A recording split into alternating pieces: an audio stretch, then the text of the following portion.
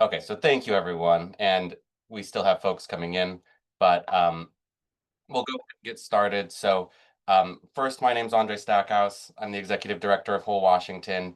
We've got Carrie Wallace, the chair of the board, as well as other board members here tonight. Um, so, this meeting is, I think, something that maybe we all kind of saw coming, but I think, like many people out there, we are currently flabbergasted at how quickly and how horribly some federal legislation has been moving. And so fundamentally, the thing that really called us to action tonight is that Congress has now passed the Trump administration's budget bill. It's H.R. 1, sometimes called the One Big Beautiful Bill Act or something along those lines, and then many, many variations on nicknames. Um, but uh, it had passed the House. It passed the Senate earlier this week, and then as of this morning, it went through the House again. And to my understanding, the last part of this process is basically the presidential signature on it. And so we have every reason to believe now. I mean, it would be very hard to ignore or act like uh, this bill wasn't on track to pass and that federal cuts are incoming. Um, and I think that, there are a million different things to talk about with the bill. It's a huge bill that covers a ton of policy. But here at Whole Washington and in the world of healthcare advocacy, we have a certain focus and expertise on healthcare. And our understanding of this bill is that um, the cuts to Medicaid will be huge. Um, and Medicaid is a huge program. It actually covers more people than Medicare.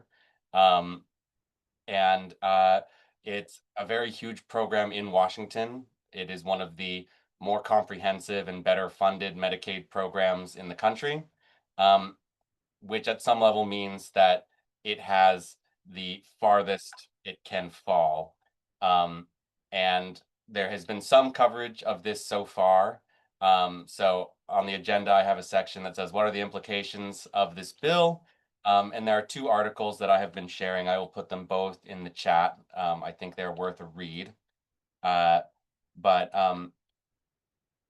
the Seattle Times article is the more recent one. So it's on the more recent version of the bill. The first one from the Washington State Standard was on an older version, and most of what it was predicting has gotten worse since the bill was rewritten in the Senate. Um, but I'll go ahead and open up this Seattle Times article. Um, and I guess we're recording and hoping that this is a decent video. So I will go ahead and share my screen and hopefully you'll be able to see this okay.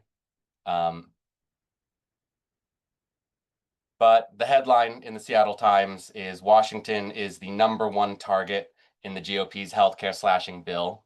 Um, and they talk here at the beginning that when we adopted the Medicaid expansion, which in Washington we call Medicaid Apple Health, that the uninsurance rate dropped from 14.2% down to about 4.8, which is one of the better uninsurance rates in the country. But that the um, it says Washington is set to lose the largest share of its federal Medicaid spending, 17% according to analysis, and that we could be facing up to 36 billion in funding cuts over 10 years. We rank #1 in the share of Medicaid recipients who stand to lose coverage, more than double the national average. #2 isn't all that close. Um,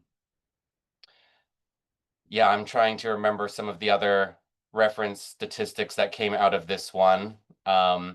Estimate uh, nearly 500,000 people could lose Apple Health coverage, and 150,000 additional priced out of the exchange. And uh, kind of combined with this are the fact that actually ACA tax credits that have been around for a pretty long time are set to expire. And so there is a question if, in addition to the cuts to Medicaid, if certain tax incentives and tax subsidies for the ACA exchanges may also be going away very soon. So there's a lot more interesting information about this. One thing that's interesting from the first article, this was written back in May, um, is that uh, for whatever it's worth, every Democrat in Washington in Congress has voted against this. The two Republicans, Baumgartner and Newhouse, both voted for it.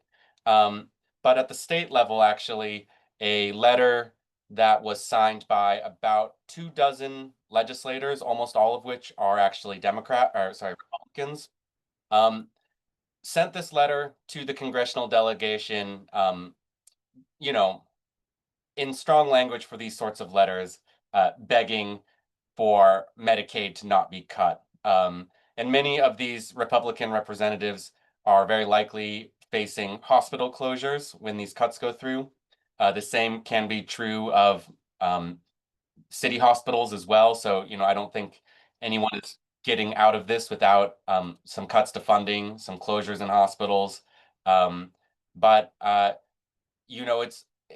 it always reminds us, I think, at Whole Washington, there's a reason why we've always been very focused on the state legislature, and that is because these cuts at the federal level are not surprising to us, um, and we're not surprised that both of the Republicans in Congress voted for this, but you can see that even the Republican legislators at the state level, it's not as easy for them to support this. And the impact is going to be in their districts. They're going to be, in many cases, the lawmakers that are hearing from the constituents who are losing insurance. So, you know, um,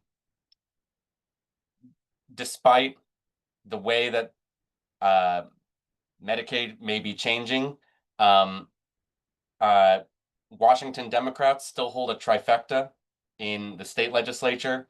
Bob Ferguson is the governor. He has issued out some statements saying that these cuts are going to be very, very horrible. That's all well and good, but um, I think the hope is that we start hearing more realistic talking about what all of this means, and then an appropriate response to the gravity of that, a plan for what we are going to do about it. And, I think uh, there's a huge call that we must answer to in this moment as the healthcare advocates of Washington. I think we often turn to our legislature and say, well, it's their job.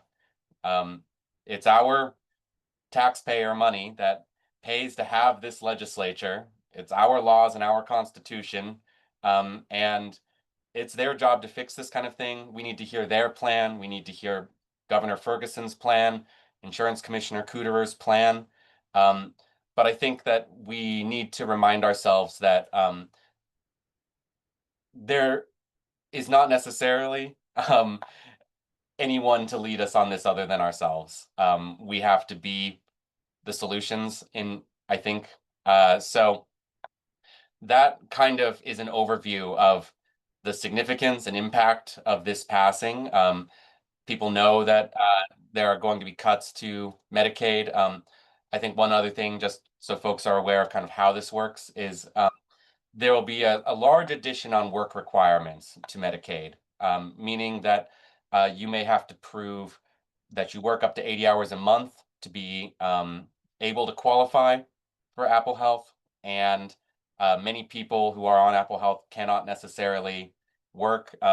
Supposedly, there's an exemption for people who have disabilities, right? And so the way that it would be described by its supporters would be, well, it's only able-bodied people who must work. But I think the reality is that we know that this impacts people who need this the most. And there are many reasons why people may not be able to work, may not be able to have the income to pay for insurance. And that's who Medicaid covers. And so those are the people who are going to be cut. So with that introduction, I hope I didn't talk too much, and we can go ahead and pause the recording for a while. Um, Okay, it's pause. Oh no, that's the screen sharing. That's the screen sharing. Let me